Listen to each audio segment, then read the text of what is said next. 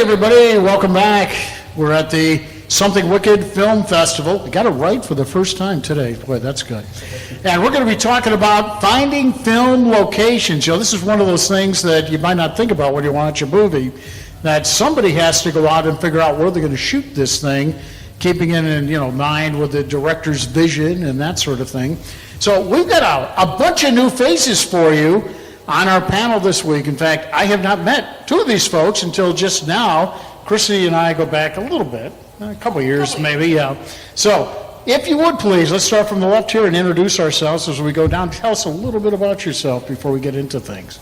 My name's May Dupree. I'm an independent director and film student from South Carolina. I currently am working on a master's program in Boston, and I'm down here for Something Wicked.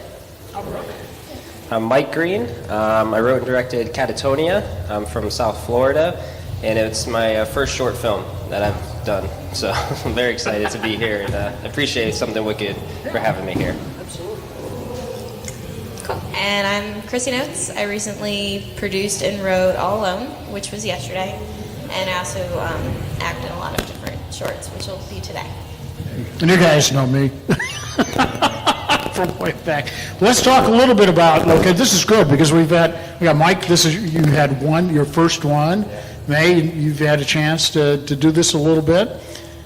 Let's talk a little bit about the importance of finding the right location and some of the things some of the obstacles and some of the good things and bad things involved with all of that.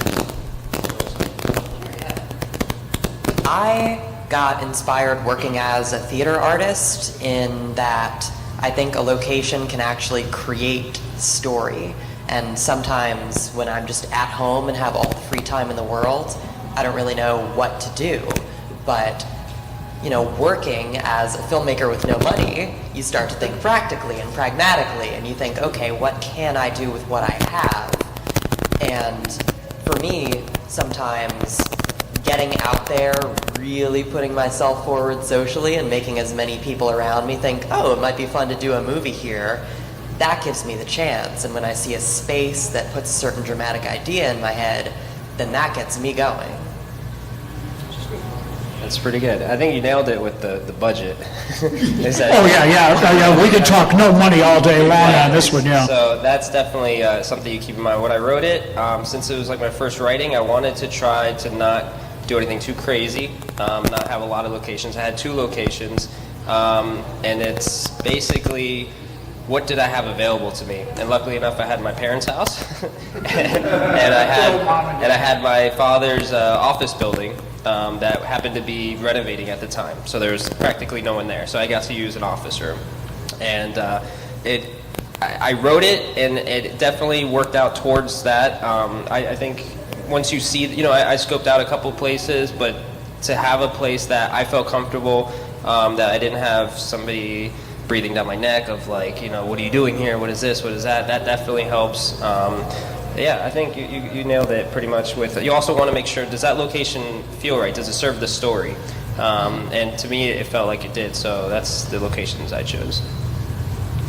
So, sorry, if your mic isn't working, do you mind just letting her use yours as well? Sorry. better. So for mine, what I did is I actually wrote it based on the location I already knew I had, which was my house.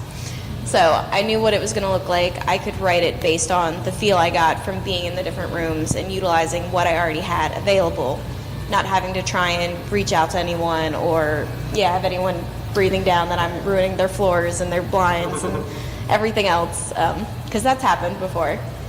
You don't want to burn bridges with friends, but friends are great, especially when they have really cool places.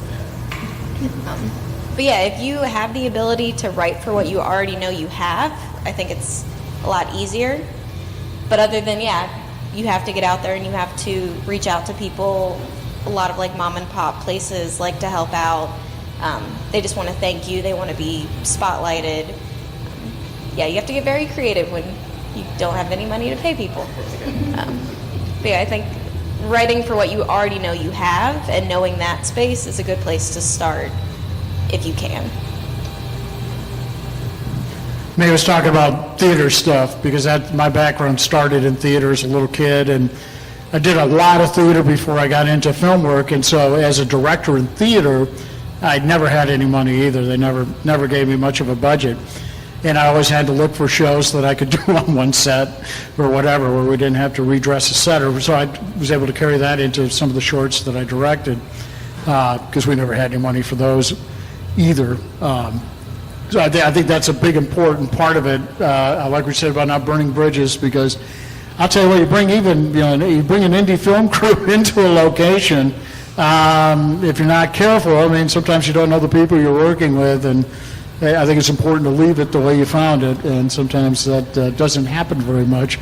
But I want to see if you guys have any interesting anecdotes about location problems or situations that you might have run into. Anybody got some fun stuff to talk about that we can pass on to any young filmmakers who may be watching this to figure out, they're getting ready to do their first movie. Okay, what can I expect? I think my most exciting location ever was this little passion project film I did while I was in college, just for fun with a few of my actor friends.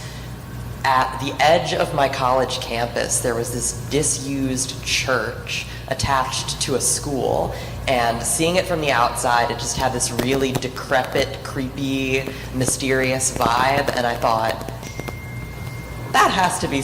My brain went off like, ding! And I thought, interesting. Good timing. Patrick, turn your brain off. And so I had this story going, and usually for me, like we were both talking about, you have to work with what you have, and I think the middle ground is to merge a story that you have in your brain with the practical concerns that you're trying to meet. So I had this story about musicians, so I just put that in the creepy old place and made it kind of a dark future, and it worked.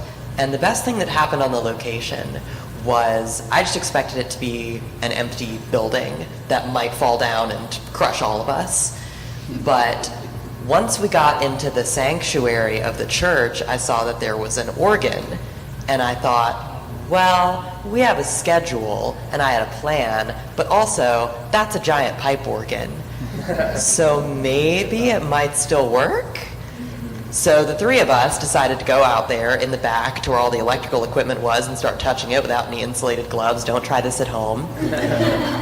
And we just kept plugging things in, hoping that maybe something might work because some of the lights in the building worked.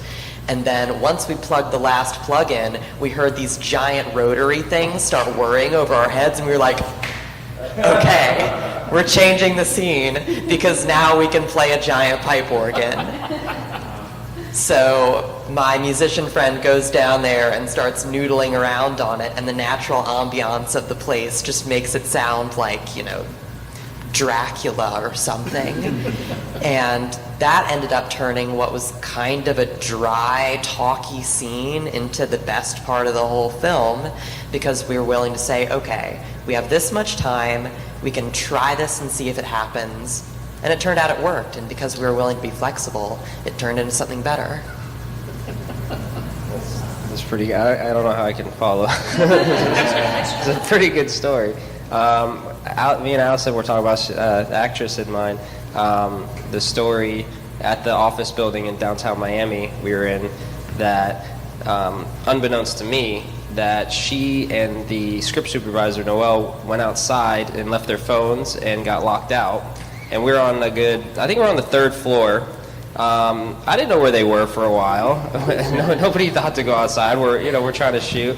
And all of a sudden, I'm walking by to go to the bathroom, and I see, at the window, just her knocking on the outside. They scaled the wall. They scaled the building to get back inside. And, after, once you see that they're okay, everything is okay. But if I knew that was happening in the moment, I'm freaking out that people in my crew are scaling buildings to try to get back in. And so that was an interesting story at an office building. Now, have you come up with a concept for your second short film? For what, with scaling buildings? That's it. You just told a great movie there. Yeah. What's the moral of that story for all the crew members out there? Yeah, just always do a security check every now and then. Make sure, do a head count. Everybody has a number, and you always got to do it. I shouldn't laugh. In the days when I was a smoker, Of course, if you're a smoker, you know, it dominates everything you do. That happened to me. I was at a production shoot, had to go smoke a cigarette and got locked out and had no way of letting people know that I was And out there. nowadays, what are the odds that they didn't have their phones on them? You know? Yeah, that's right. Like, that's the craziest part. Both of them didn't have their phones today in 2019. So, yeah. Okay, Chrissy, your story before I tell you my crazy one. I feel like my worst ones was, originally when I wrote it, I had my cat in it, because they were going to be there. I'm like, let's put some animals in it, it'll be great. So all the crew starts showing up, and like every other person is allergic to cats. Like all of them, just allergic, dying. Like the one dude's like, I need to just step outside. So that whole thing gets blown. I'm like putting them in a room. They managed to actually stay quiet for most of it, and then at some point, like the people that aren't allergic start going in to like play with the cats, and you just hear them like scratching throughout the entire rest of the day. That, and I managed to piss off my neighbors. So, I was trying to get people not to park in certain places because the cops had already showed up. It's not a real Indy short if the cops don't show up, and they wanted cars moved. So the second day, I'm like, okay, we're not going to park there. So someone managed to park directly across in front of my neighbor's mailbox, who was waiting on a package, and it's for a birthday of their kid. Like, it just keep kept adding on and on, adding to it. So next thing you know, like my producers come up. She's like, "Your neighbor's out here yelling. Can you come talk to her?" So I come out and like I basically just get completely cussed out, and then she just walks off, and I'm like, okay, we're gonna move that car, and glad we're not gonna, this is the last day. So, yeah, neighbors and cats, they're a problem when you're in a neighborhood. Yeah, it's a good title, Neighbors and Cats. Neighbors and cats. Allergy checks, not just for lunch anymore. I've got one. It's not really that funny, but some of the, you know, I had a chance to hunt locations for a SAG film. So we had a budget. We had actually, the guy, and it was a buddy of mine, it was an indie SAG film, and he had raised all of the money himself. We had a $150,000 budget, which sounded like, oh boy, what a dream job this was going to be. But we needed a hospital room. And I thought, well, this would be a piece of cake. So you Got thought. all these big hospitals where I live, and that was like a 6-month odyssey of finally finding a place. We had to come all the way across to this part of Georgia. Well, we were over in northwest Georgia, and we had to change the whole location of everything to northeast Georgia just because of a stupid damn hospital that wouldn't let us use a bed. I mean, you know, just throw the sick person out for a minute. We're only going to need it for a couple hours. But I mean, even we had a tech. Or a tech college where they taught nursing and stuff, and they had like a makeshift hospital bed room type thing that they wouldn't let us use. It was like, come on, it stays empty like, you know, almost all the time. But so sometimes money isn't always the answer on that one. I guess the funny story that I had was, it wasn't funny to me because I was directing. It was something we discovered in post, unfortunately, but I needed a waterfall for a shot. And we found this beautiful place. This friend of mine had a friend who had this beautiful tract of land, and it wasn't a big waterfall, but it was just the right size, a beautiful location, and some of the ambiance was perfect for what I was looking for. My boom operator got sick, so we had to have somebody else run the boom for us.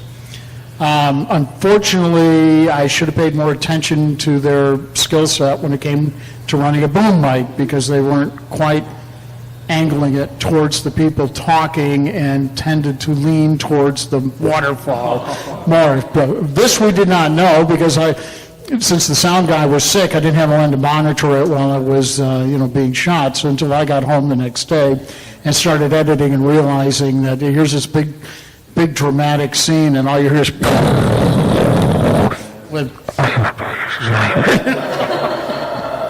so yeah, that sometimes the most beautiful locations don't always work out. You the sell best. that to Nat Geo's just for sound effects. I should have, yeah. I should have. I still got it. I've still got it at home. So who knows? So where else can we go with this one? As far as locations go, did you guys have to scout I know you scouted your own location there. How about you, Mike? Did you pretty much have to? Yeah, I scouted my parents' house. That's got to have some problems within itself, though, you know. Well, no, they were very, so supportive of me to do. They were just whatever you want. We were there until, 2, 3 a.m. Shooting.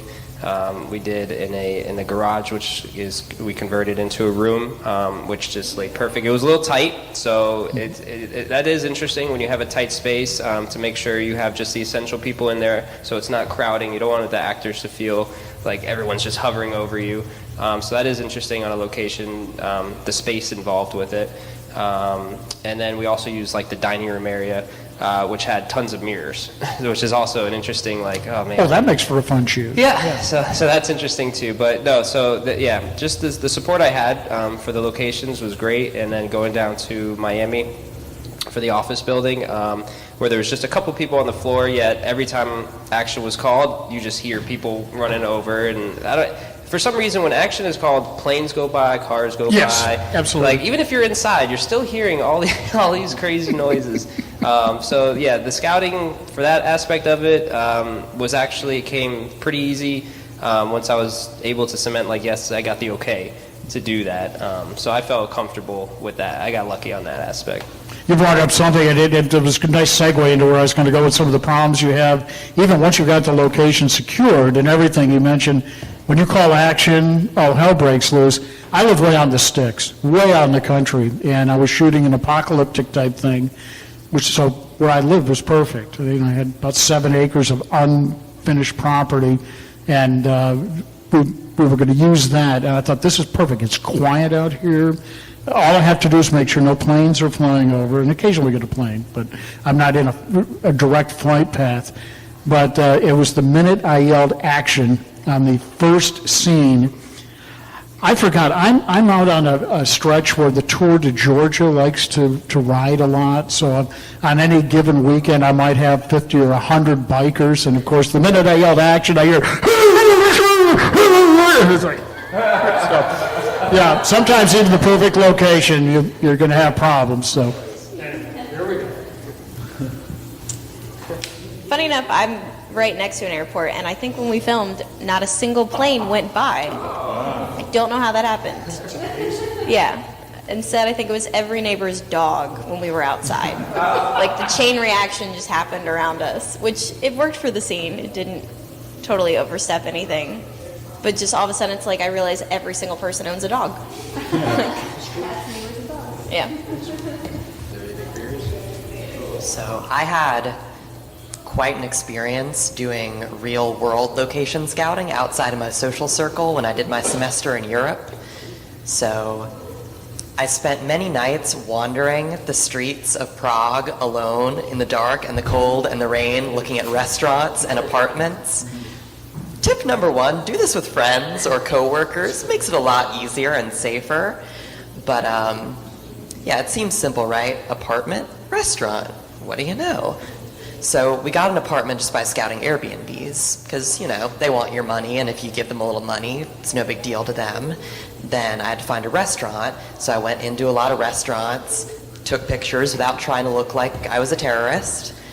And the lesson that I would try to share is just scout as far in advance as possible, because it was never an issue talking to restaurant owners saying you wanted to make a film. They were usually like, sure, whatever. But it comes down to what days they have available. So further in advance you go, the better it is. And eventually I got that sorted out. But then I went with my team and our professor liaison to our apartment location 2 days before shooting. So we go in, and the lady who runs it is giving us the once-over, oh yeah, you can film whatever you want, just, don't move any of the furniture, don't move any of the knickknacks, try not to make too much noise. I'm like, yeah, sure. And so my professor starts talking to her in Czech, and they have a conversation for maybe about 2 minutes, and then he leans over to us and says, okay, so let's go. So I'm like, okay, are we done? Okay. So I follow him outside, and I'm like, so are we good? Are we good to go? And he says, oh yeah, you need another location. I was like, I'm sorry. So we ended up shooting it in our producer's apartment, which was actually not bad. But yeah, do everything weeks, if not months out to avoid losing years off of your life.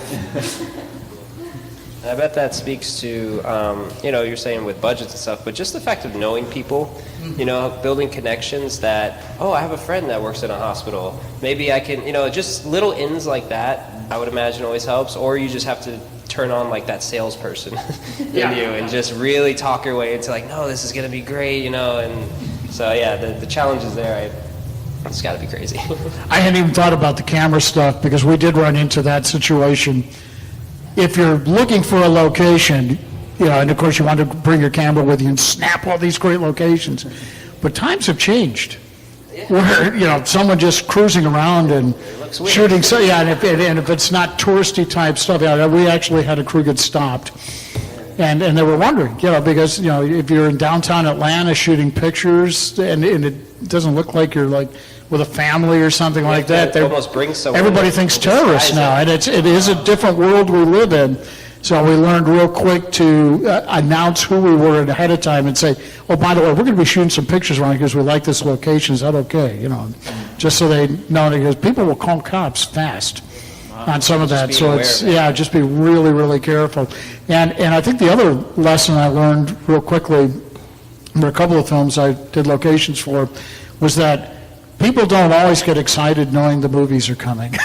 In fact, in some cases, if they've had any experience with it before, sometimes it's sort of like the door slams in your face. So be prepared. Be prepared. I think May's right. This is something to really do months or weeks in advance before you don't want to wait until the day before the shoot or whatever. I would say it's also incredibly regional. Like in South Carolina, I could hit people up super casually and it worked great because it's laid back there. But in the big city, you have way more options and cool locations, but they're all like, I don't like your kind. I've seen this before.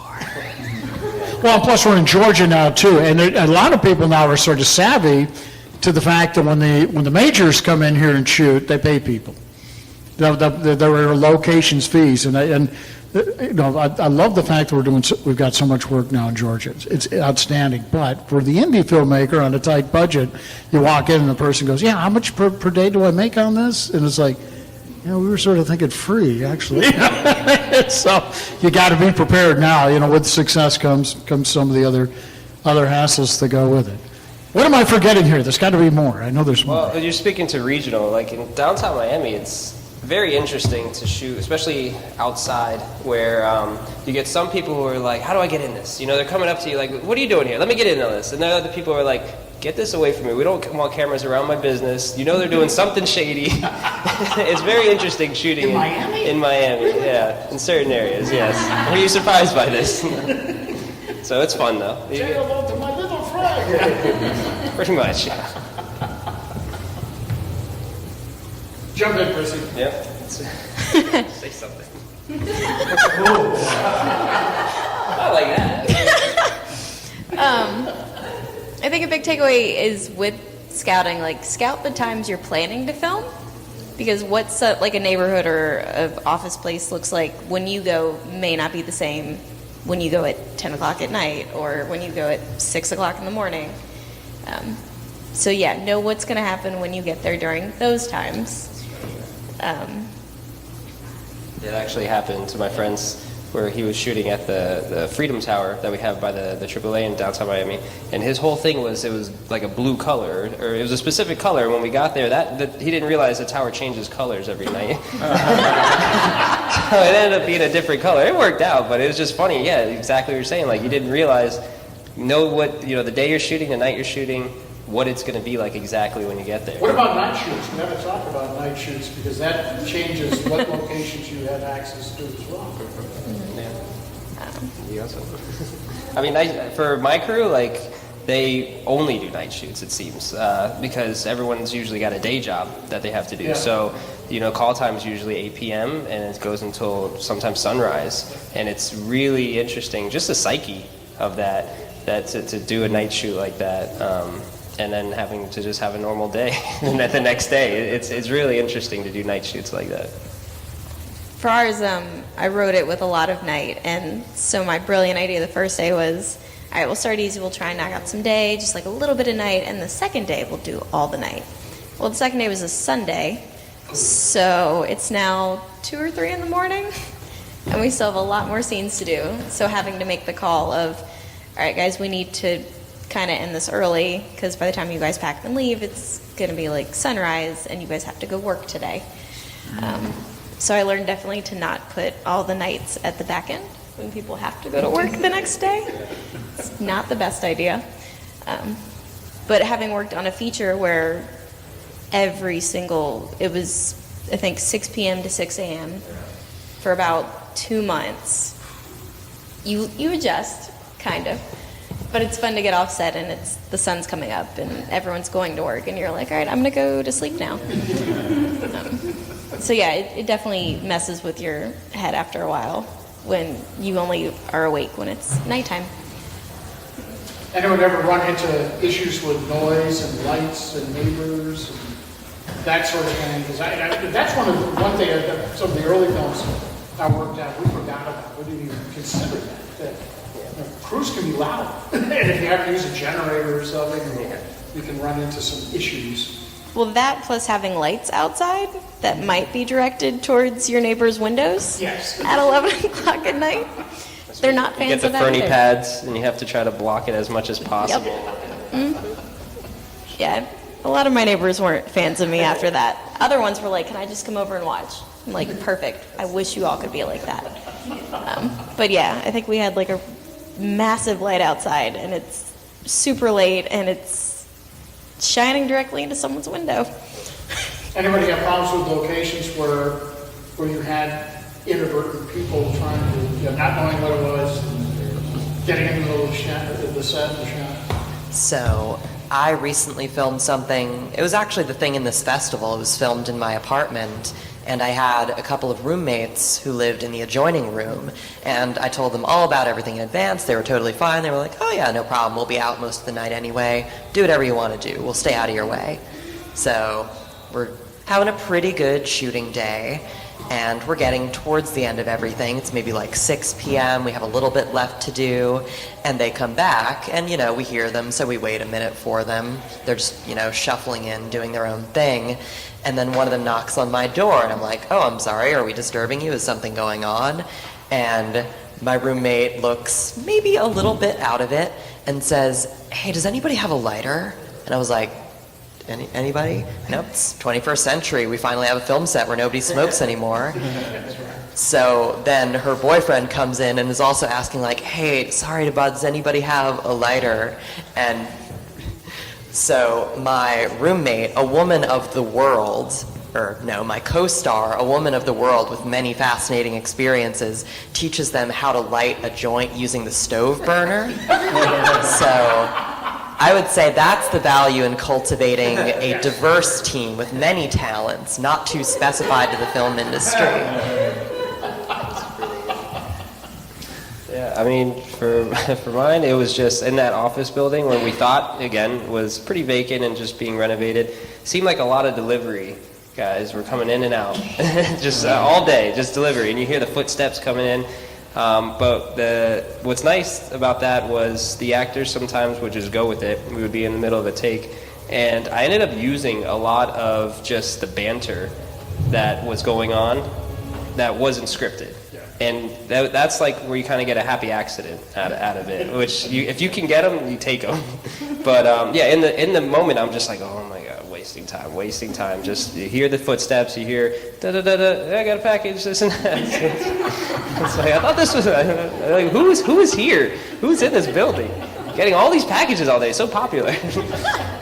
But yeah, so you deal with little things like that. But if you can use it in some weird way, that's awesome too. We'll open up to our audience. I know we got some filmmakers here too. Anybody have any specific questions about location hunting? Yes, sir. Well, did you have any surprises on any locations? Like, there was the water didn't work, there was a dead body, there was a hole in the wall, something like you weren't planning on, and then you're there and there was We never found a good bottom. Got a few holes in the wall. We found holes in the wall. Trouble, like, hey, there's no heat in this place, but the temp is hot. According to that, yes. With the no heat, yeah. Yeah, I was doing a short film, and we were using someone's basement. And we're like, okay, it's a basement. It's fine. It doesn't matter that it's winter. It's basement. We're in a house. We're fine, right? Right? We get in there, and they're like, no, it's not insulated, and we don't really have any air going, so it's like 30 degrees in this basement. And literally between takes, like, or any takes that didn't involve, like, waist down, like, we're all sitting there with, like, jackets, just, like, just hold it together. But, like, at the end of it, I think every other person had the flu. Like, it was miserable. It looked great. It looks great. It came out beautiful. That's all that matters, right? Exactly. Which is lips and Gonna all. break a few eggs. It's funny because usually we're just sweating hot because we have to usually turn off the AC, turn off all these things to make it super quiet. And you had the exact opposite problem, just freezing. There's like a behind-the-scenes picture of all of us just huddled around this like itty-bitty space heater, just looking like miserable and like just sad. It's very sad. See, now that he's coming on. Yeah, coming on, yeah. Shh. Always watch Filming out. right now, shush. You don't notice this white noise until you're shooting. Always listen for the HVAC when you scout. The moment of silence, you have to capture that sound. For me, I put up wallpaper all around the night before, which I didn't even buy enough, which is another story. But so I pre-planned the set and dressed it and everything, and then we get there the morning of, and it all fell down. And we're just like, oh geez. And I guess we didn't tape it right. The AC vent was just hitting it, and it was, yeah. So just having to put it back up and just reinforcing and making sure everything is correct. But that's nice. On day one, you're just like, all right, let's go. Everything is ready. We prepped everything. You walk in, oh god, oh no, and you have to fix everything. So little things like that. It was me. It wasn't the location.